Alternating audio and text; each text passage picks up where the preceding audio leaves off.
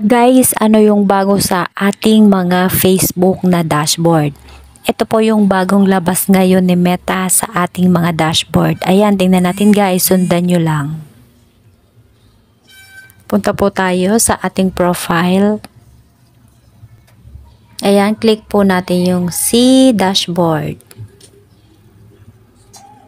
Ayan, click po natin. Ayan, ito guys, ang bago ngayon yung content publish. Ayan yung pinalit dati. Iyan ay interaction at saka yung 3-second video. Nawala na yung 3-second video.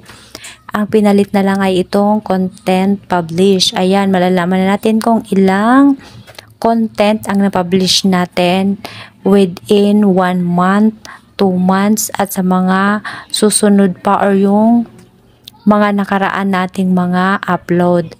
Ito lang guys yung mga bago sa ating at saka naka-highlight na din siya guys sa taas. Ito may home, may insight, may creation, may engagement, may monetization. Dati wala yan guys. Dahil dito natin yan lahat makikita sa ating monetization. Pero ngayon naka-highlight na siya guys sa taas.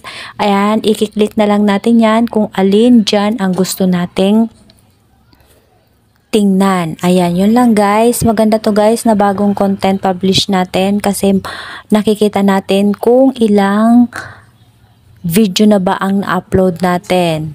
Ayan guys, makikita nyo naman guys, puro red ang ating dashboard at yung content publish lang ang na-green.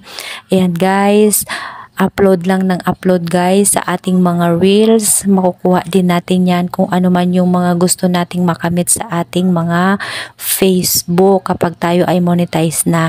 Yun lang guys.